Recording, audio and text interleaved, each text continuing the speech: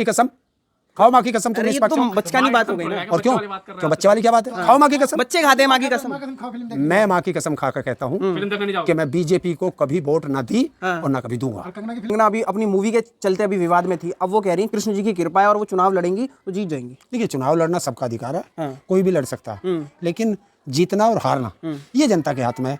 कृष्ण की कृपा है भाई। देखिए, अब कभी तुम उसे झांसी की रानी बताते हो, कभी कृष्ण जी की कृपा बता देते हो। अभी पीछे वो नु कह रही थी कि मोदी मेरा भगवान है, तो अब कितने भगवान आएंगे? तो ये तो उस वाली काम हो जाएगा कि ये अलग अलग भगवान को याद करती रहेगी और नैया डूब जाएगी। अरे नहीं, इस बार बड़े सही से बोला है उन्होंने। अब योगी जी भी उनके साथ रोते हुए दिखाई देते हैं, जैसे वो बोलती हैं कि इमोशनल हो जाते हैं उनके लिए। देखिए, अब योगी जी पता नहीं किसके लिए इमोशनल होंगे। योगी जी और मोदी जी अगर इमोशनल होते हैं तो उनको बीएचयू की बेटियों के लिए भी होना चाहिए। सिक्योरिटी इशू जो है, हाँ, जो है जो भी है, ये जो है बेटियों के साथ जो अन्याय हो रहा है, इस पे भी इनको रोने के बजाय इनको काम करना चाहिए। और जिस काम के लिए जनता ने इन्हें चुन के भेजा है उस पे इनको ध्यान देना चाहिए, नहीं तो जनता है ये उतार देती है। अरे लेकिन कृष्ण की कृपा बड़ी है ना, जनता कहाँ है? देखिए, अब कृष्ण की कृपा किस पे होगी? कंगना पे होगी, यादवों पे होगी। अरे क्योंकि वो उनके भगवान है। भाई सबके बांट रखे ना इन्होंने। अच्छा। कोई कहता है राम उनके, इन राजनीतिक दलालों ने। हाँ, अब कृष्ण यादवों के हो गए। देखिए यही बताते हैं ना कि राम उसके और कृष्ण उसके, हनुमान उसके, शिव जी उसके, तो इन लोगों ने बांट दिए। तो जो बांटने की राजनीति करते हैं उन्होंने इंसान तो बांटे ही बांटे, भगवान भी बांट दिए। अब एंटी नेशनल लोग जो क्या कहेगा? अब जो एंटी नेशनल लोग हैं वो इनसे नहीं डरने वाले, क्योंकि भगवान की कृपा बता रही है। देखिए, अच्छा, भगवान की कृपा किसी एक पर नहीं होती। जब भी भगवान की कृपा होती है, सृष्टि में रहने वाले हर प्राणी पर उसकी कृपा होती है, वो चाहे अत्याचारी हो चाहे सदाचारी हो, कृपा सब पर। तुम देखिए आए? आपने देखी नहीं देखी? तुम देखे आओ। कंगना कह रही जो नहीं देखेगा वो देशद्रोही है। देखिए, हाँ बिल्कुल, जो व्यक्ति बायकॉट करने की लोगों को सलाह देते थे उनकी खुद का बायकॉट जनता ने कर दिया। इसे कहते हैं आसमान में थूकोगे तो अपने चेहरे पर ही आएगा। कसम खा रहे हैं लोग हैं? आप जाओगे फिल्म देखना? नहीं, कसम खा रहे हैं लोग कि हिट कराएंगे कंगना को। कब कब कराएंगे? ये तो पिक्चर मैंने तो सुना, एक मैं देख रहा था, उसके एक भी शो का एक भी टिकट नहीं बचा, वो शो ही कैंसिल करनी पड़ी थिएटर वालों को। तो इतने बुरे दिन तो मैंने नहीं देखे थे कि भक्तों के इतने बुरे दिन आ जाएंगे। अरे भक्त कह रहे हैं कोई दिक्कत नहीं है, समय सबका आता है, अभी आएगा उनका भी। जैसे स्मृति ईरानी को संसद पहुंचा दिया, इन्हें भी पहुंचाएंगे। पहुंचाओ, पिक्चर तो उनसे हिट हो नहीं रही, संसद पहुंचा देंगे। अमेठी से लड़ेंगी वो भी। तो फिर ये स्मृति कहाँ जाएगी? ये इमरती बेचने जाएगी क्या? अच्छा, तो ये सब एक वो है, सोच है लोगों की।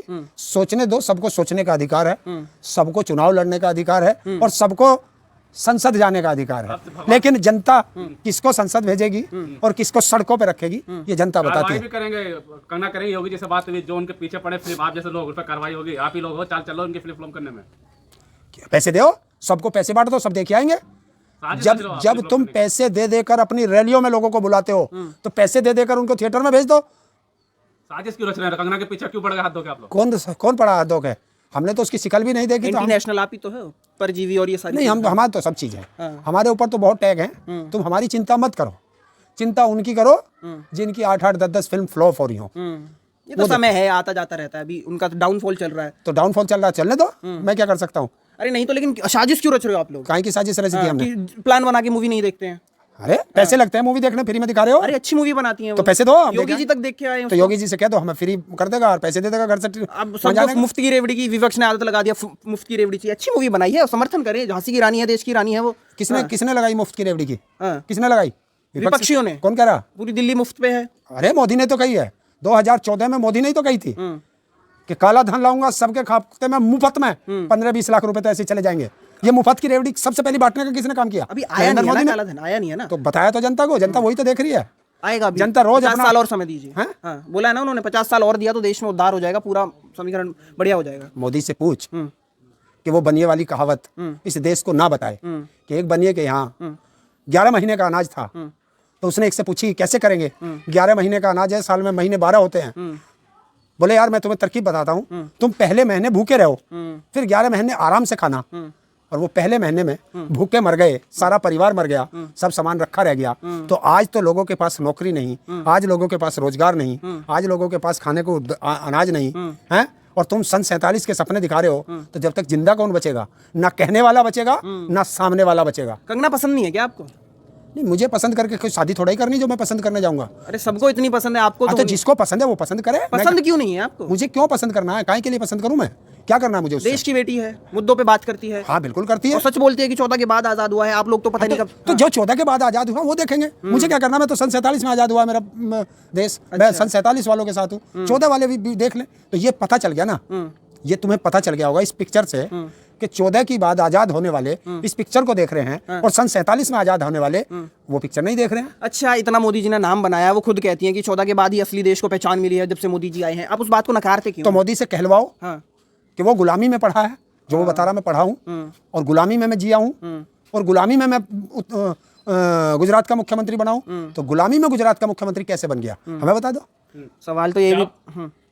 चुनाव प्रचार करने जाओगे नहीं तो कंगना के लिए चुनाव प्रचार नहीं करेंगे? तुम पागल हो क्या? थोड़े घने पत्रकारिता करते हो? हाथ जोड़ रहे अच्छा हो। एक चीज बताओ, तुम किस पार्टी के हो? किस पार्टी के सपोर्टर हो? ये बताओ। सुनिए, आप ये बताइए, आप बीजेपी के सपोर्टर हैं, आप कांग्रेस के सपोर्टर हैं, आप मायावती के सपोर्टर हैं, निष्पक्ष आप अखिलेश के निष्पक्ष रहते हैं हम खाओ लोग। माँ की कसम, खाओ माँ की कसम तुम अरे ये निष्पक्ष तो हो। बचकानी बात हो गई ना। और क्यों क्यों बच्चे वाली क्या बात है? खाओ माँ की कसम। बच्चे खाते हैं माँ की कसम। मैं माँ की कसम खा कर कहता हूँ फिल्म देखने नहीं जाओगे? कि मैं बीजेपी को कभी वोट ना दी और ना कभी दूंगा। कंगना की फिल्म देखेंगे? नहीं देखिए, मैं इनकी फिल्म कभी नहीं देखता। हैं? मैं पिताजी की कसम खा लूं तो अच्छा लगेगा? अरे माँ की खवाओ या पिताजी की खवाओ, वो इस दुनिया में नहीं है। और ये सब कहने की बात है। अगर ऐसे कसम खाने से, एक कहावत है गाँव के अंदर कि गिद्धों के कोसने से पशु नहीं मरते, तो ऐसा ही इनका काम है। ये कितनी भी गाली दे लो देश को, देश अपने हिसाब से तो चलेगा। पशु किसको बता दिया आपने? पशु किसको बता दिया? मैंने कहा गिद्धों के कोसने से, पशु हम है ना। अच्छा। हम तो अपने आप को कहते हैं और ये गिद्ध हैं, तो इनके कोसने से हम नहीं मरेंगे। ये हमारे ऊपर रोज इल्जाम लगाएं। अगर ये हमें आतंकवादी कहते हैं, खालिस्तानी कहते हैं, पाकिस्तानी कहते हैं, टुकड़े टुकड़े गैंग कहते हैं, मवाली कहते हैं, भेड़िए कहते हैं, दरिंदे कहते हैं, तो इनके कहने से हम नहीं होंगे। तो एक बात बताओ, आप ऐसे देश के अंदर रहकर देश की बातों को इस तरह उछालते हो, बाहर के लोग क्या कहते होंगे? देखो भारत कहाँ जा रहा है। हाँ बिल्कुल कहते होंगे। तो मैं तो ये कह रहा हूँ, ये इनसे पूछो, इन्होंने हमें कहा, हमने थोड़ा ही कहा, इन लोगों ने हमें कहा। तो ये हमारे देश की कितनी बदनामी करते हैं कि भारत में रहने वाले किसान को, मजदूर को तुम इस तरह कहते हो और उसी का कमाया तुम खाते हो। ये भी तो भारतीय हैं सारे। कौन? हाँ, ये पार्टी वाले जो इस समय सत्ता में है, जिनसे आप ना, विरोध ना, कर रहे हो। ना, जिनका- ये भारतीय नहीं है। ये कहाँ से आए? ये तो अंग्रेज वहां से आए, इंग्लैंड से, क्योंकि उन्हीं की नीति पे चले हुए हैं। फूट डालो, राज करो। अरे सब साथ में रखते हैं, ये कहाँ फूट डालो? क्या फूट डाल दी इन्होंने? क्या फूट डाल दी है? अच्छा, एक मोदी का नारा है, सबका साथ सबका विकास है। तो अगर सबका विकास है तो आप मुझे बताओ, देश की जनता गड्ढे में जा रही है और देश का उद्योगपति कमा रहा है, जबकि इस देश में, इस देश की जीडीपी को चलाने में लगभग 40% किसान और मजदूर का हाथ होता है।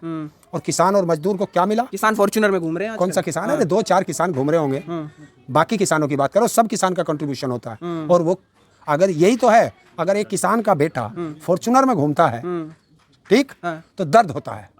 और एक उद्योगपति का अनपढ़ बेटा बीसीसीआई का चेयरमैन बनता है तो तुम्हें फक्र होता है। बार बार एक बंदे को ही लेके बैठ जाते हो, क्या दिक्कत है उससे? क्या? काबिल है ना वो? कैसे काबिल? क्रिकेट कितना अच्छा खेलता देखा नहीं आपने? हाँ, यही तो मैं पूछ रहा था। जैसे बाबा जी हॉकी खेलते हैं ऐसे ही वो, जैसे बाबा जी योग करते हैं ऐसे ही वो क्रिकेट अंग्रेजी नहीं देखी आपने? स्पीच नहीं देखी उसकी? कितनी बढ़िया तभी तो बोलता कह रहा हूँ, पढ़ा लिखा इंटेलिजेंट, दुनिया का शायद सबसे ज्यादा इंटेलिजेंट लड़का वही है। वो परिवारवाद नहीं है। अगर हमारा एक बच्चा, मेरे बाद अगर जैसे मान लीजिए आप और आपका एक बच्चा राजनीति में आ जाए तो तुम्हारे यहाँ परिवारवाद हो जाएगा। इनके यहाँ परिवारवाद नहीं है। सिंधिया परिवार, राजनाथ परिवार और वो ये जो अनुराग ठाकुर परिवार, सारे परिवारवाद है। और जो ये अमित शाह परिवार, जो उनसे को कहे उनका परिवारवाद में चलिए तो एक वीडियो